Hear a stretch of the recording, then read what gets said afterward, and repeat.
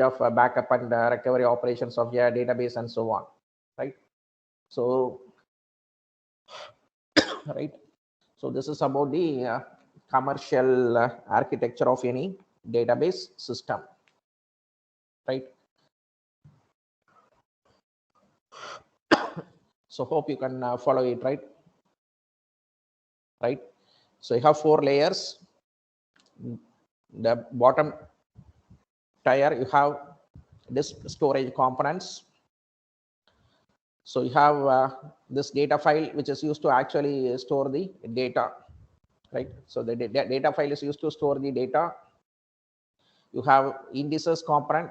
So the data indices is used for quick and fast retrieval of data.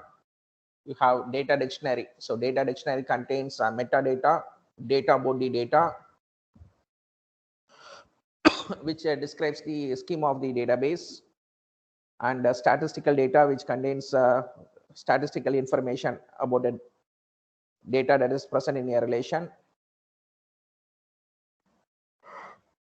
right? So in the next layer, you have storage manager components.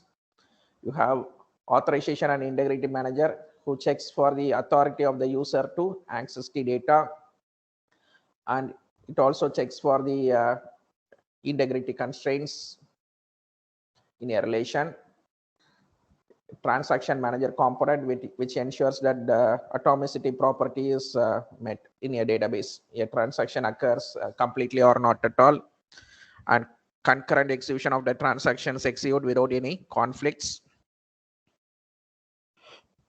You have this file manager component, whose functionality is to allocate space on a disk for an incoming data file, right?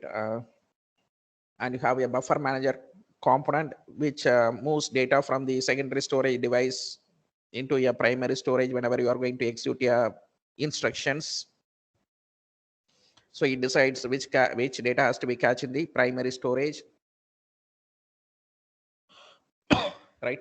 So you have this query processor component. You have DDL interpreter. So it interprets data definition language and store the output as data dictionary, right?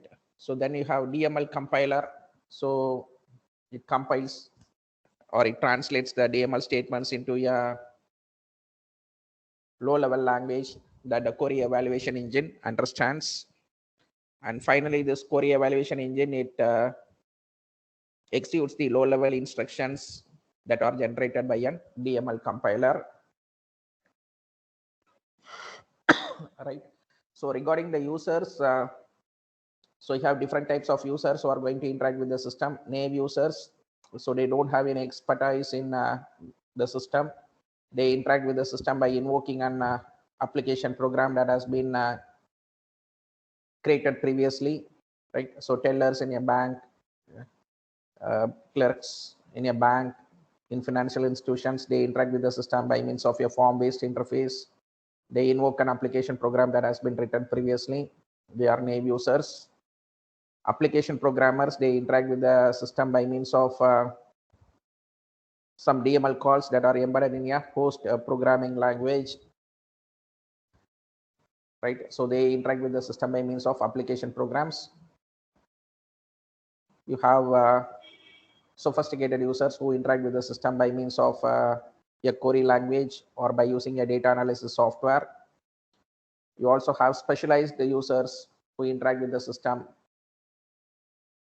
who work with the system using some data which do not fit into the conventional data processing framework, right? So you work with time series data or spatial data. So they are known as specialized users. And finally, you have database administrators. They use some tools to perform backup and recovery operations on your database. So they are responsible for creating new users and granting access rights to the users and so on, right? So we'll discuss about the roles and responsibilities of database administrators as a separate topic, right?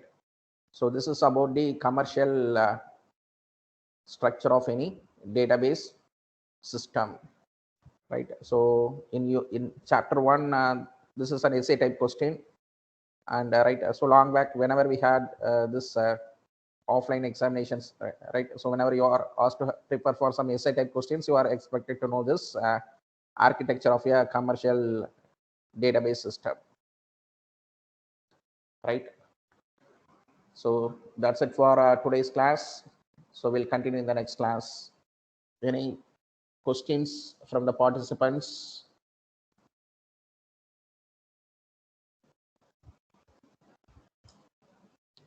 No, sir. Right. So we'll continue in the next class. So thank you for your participation. Thank you, sir. Thank you, sir. Thank you, sir.